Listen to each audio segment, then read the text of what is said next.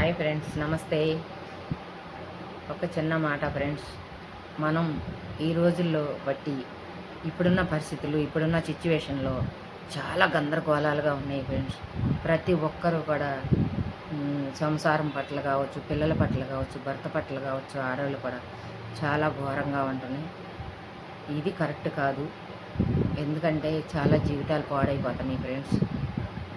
ఇప్పుడు పిల్లల్ని పట్టించుకోకుండా, భర్తను పట్టించుకోకుండా బయట ఉన్న వాటికి ఇన్వాల్వ్ అయిపోయి, అది వేరే బాంధవ్య విషయాలు కావచ్చు, ఏదైనా కావచ్చు.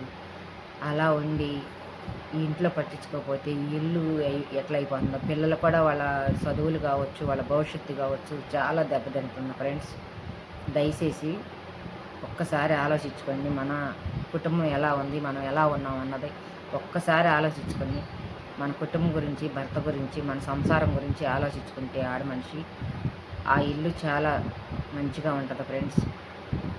ఎందుకంటే అలా అయిపోయి పిల్లలు గందరగోళం అయిపోయి అసలు జీవితాలు మామూలుగా లేవు ఫ్రెండ్స్. చూస్తుంటే ఇప్పుడు ఏదో కాడకి పరుగులు ఎడుతున్నారు, కానీ ఇంట్లో ఉన్న భర్తను సరి చేసుకుందాం, తను ఎలాంటి వాడన్నా కానీ నీ కోసం కష్టపడుతున్నాడు, నీ పిల్లల కోసం కష్టపడుతున్నాడు, తీసుకొచ్చి మీకే కదా పెడతాడు ఏదైనా సరే. అలాంటి భర్తని కాదని చాలా మంచివాడు ఫ్రెండ్స్. నేను చూశాను ఒక అతను.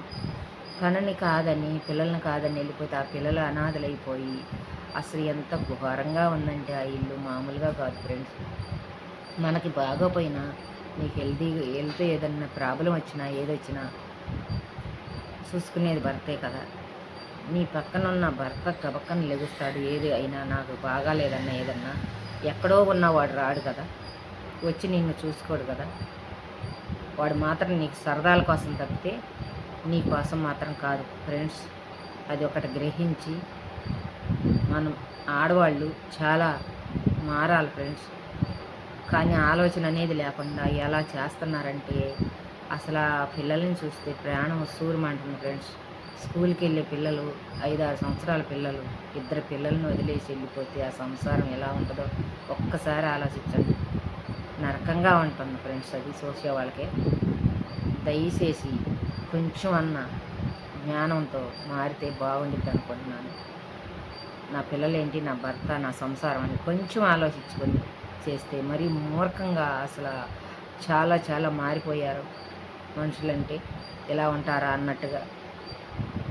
ఎలా ఉంటుందంటే చెప్పలేము ఫ్రెండ్స్. అందరినీ అంటలేదు, కొంతమంది మాత్రం అలాగే ఉన్నారు. చాలామంది ఉన్నారు అలాగే, కొంతమంది అని కాదు, చాలామంది ఉన్నారు మారిపోయేలాగా. మన ఎఫర్ట్లు పిల్లల మీద పడకుండా చూసుకుని జాగ్రత్తగా ఉంటూ సంసారాన్ని దయచేసి అలా వదిలేసి భర్తని తక్కువగా చూసి చేయకండి ఫ్రెండ్స్. రిక్వర్స్ అంతే, ఏమీ లేదు.